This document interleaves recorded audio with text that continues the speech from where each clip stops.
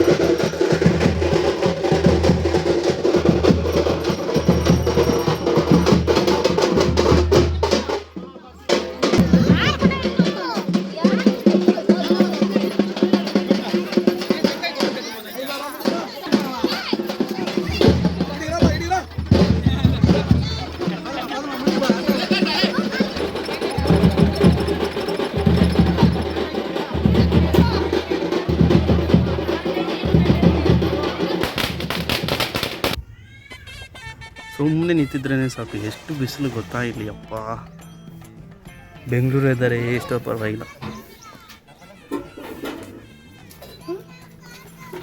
Hi ಮಾಡು.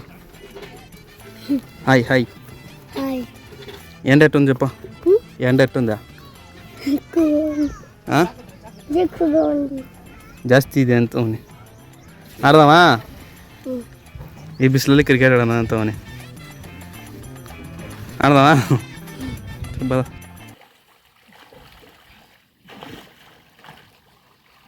ತಲೆ ಮುಂಚ್ಕೊಣ నువ్వు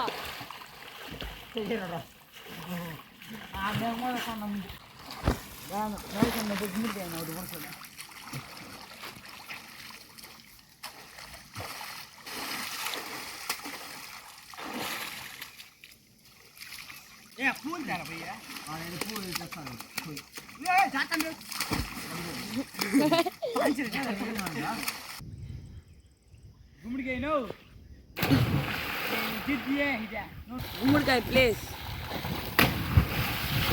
అంతే అంతే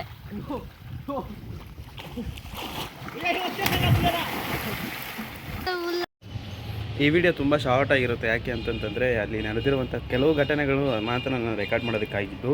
ಸೊ ಮುಖ್ಯವಾಗಿ ಏನಾಯಿತು ಅಂತಂತಂದರೆ ಅಲ್ಲಿ ಊರ ಮೆರವಣಿಗೆ 2ನೇ ದಿನ ಬರೀ ಜಸ್ಟ್ ದೇವ್ರ ಮೆರವಣಿಗೆ ಮಾಡ್ತಾರೆ ಅಂತ ಹೇಳಿದ ತಕ್ಷಣ ದೇವ್ರ ಮೆರವಣಿಗೆನೇ ಮಾಡಿದ್ರು, ಬೇರೆ ಏನೂ ಮಾಡಿಲ್ಲ. ನೈಟ್ ಆಗೋವ್ರಿಗೆ ಹೀಗೆ ಟೈಮ್ ಪಾಸ್ ಮಾಡಿಕೊಂಡು ನೈಟಲ್ಲಿ ಮಾತ್ರ ಮೆರವಣಿಗೆ ಮಾಡಿದರು. ಅದು ನೆಕ್ಸ್ಟ್ ಡೇ ದಿನವೇ ಅಂತಂದರೆ ಬಾವಿ ವಿಲೇಜ್ ಸೈಡ್ ನಮ್ಗೆ ಅದೇ ಸ್ವಿಮ್ಮಿಂಗ್ ಪೂಲ್. ಸೊ ಅಲ್ಲೊಂದು ಬಾವಿ ಇದೆಯಲ್ಲ ಅದೇ ನಮ್ಮ ಸ್ವಿಮ್ಮಿಂಗ್ ಪೂಲು. ಅಲ್ಲೆಲ್ಲ ಫುಲ್ ಈಜಾಡಿಕೊಂಡು ಫುಲ್ಲು ಜಾಲಿಯಾಗಿ ಎಲ್ಲ ಇದ್ದಿದ್ವಿ. ಆ್ಯಂಡ್ 3ನೇ ದಿನ ಏನು ಅಂತಂದರೆ ಅದೇ ಅವತ್ತಿನ ನೈಟ್ ಏನು ನಡೀತು ಅಂತಂತಂದರೆ ಒಂದು ಧ್ವಜಸ್ತಂಭ ಥರ ಇರುತ್ತೆ. ಧ್ವಜಸ್ತಂಭ ಥರ ಏನೋ ಒಂದು ಐತೆ, ಅದನ್ನು ಹಂಗೆ ನಿಲ್ಲಿಸ್ಬಿಟ್ಟು ಅದ್ರ ಮೇಲೆ ಹತ್ತೋದು. ಅದು ನಾನು ನೆಕ್ಸ್ಟ್ ವೀಡಿಯೋದಲ್ಲಿ ಹೇಳ್ತೀನಿ, ಅದರ ಬಗ್ಗೆ ಜಾಸ್ತಿ ಮಾತಾಡೋದು ಬೇಡ. ಅಲ್ಲಿ ಪೋತರಾಜು ಮತ್ತು ಮಾತಮ್ಮ ಮತ್ತು ಇನ್ನೂ 2-3 ಜನ ದೇವರಿದ್ದಾರೆ. ಸೊ ಆ ದೇವ್ರಿಗೆ ಏನು ಮಾಡ್ತಾರೆ ಅಂತಂದರೆ ಬೆಳಗ್ಗೆ ಹೊತ್ತು ದೇವ್ರು ಬರೆಸಿರ್ತಾರೆ. ಸೊ ಯಾರ್ಯಾರು ದೇವ್ರು ಬಂದಿದೆಯಾ ಅಥವಾ ದೇವ್ರನ್ನ ಎತ್ತಕ್ಕೆ ಯಾರಿಗೆ ಇಷ್ಟ ಇದೆಯೋ ಅವ್ರ ಕೈಯಲ್ಲಿ ಮಾತ್ರ ಅಲ್ಲಿಗೆ ದೇವ್ರನ್ನ ಎತ್ತಿಸ್ತಾರೆ ಮತ್ತು ಮೆರವಣಿಗೆ ಮಾಡಿಸ್ತಾರೆ. ಮೆರವಣಿಗೆ ಬಿಡಬೇಕಾದ್ರೆ ಬರೀ ಟಮಟೆ ಹೊಡ್ಕೊಂಡು ಪಟಾಕಿಗಳು ಹೊಡ್ಕೊಂಡು ಹಾಗೆ ಟ್ರ್ಯಾಕ್ಟರ್ನಲ್ಲಿ ಮೆರವಣಿಗೆ ಮಾಡ್ತಿದ್ರು ಅಷ್ಟೇ. ಅದು ಬಿಟ್ಟು ಬೇರೇನೂ ಆ ಥರ 2ನೇ ದಿನ ಏನೂ ನಡೆದಿಲ್ಲ. ಸೊ 3ನೇ ದಿನದಲ್ಲಿ ಒಂದು ಅದ್ಭುತವಾಗಿರುವಂಥ ಇನ್ಸಿಡೆನ್ಸ್ ಎಲ್ಲ ನಡೀತು. ಸೊ ಅದನ್ನೆಲ್ಲ ನಾಳೆ ನೋಡ್ತೀರಾ. ಸೊ ಈ ವಿಡಿಯೋನ ನಿಮ್ಗೆ ಇಷ್ಟ ಆಗಿರುತ್ತೆ ಅಂದ್ಕೊಳ್ತೀನಿ. ನಮ್ಮ ಚಾನಲ್ ನೀವು ಸಬ್ಸ್ಕ್ರೈಬ್ ಮಾಡಿ ಹಾಗೆ ಪಕ್ಕದಂತ ಬೆಲ್ಲೈಕನ್ ತಪ್ಪದೇ ಆ್ಯಕ್ಟಿವೇಟ್ ಮಾಡಿಟ್ಕೊಳ್ಳಿ ಅಂತ ಹೇಳ್ತಾ ನಾಳೆ ಸಿಗೋಣ. ಬಾಯ್.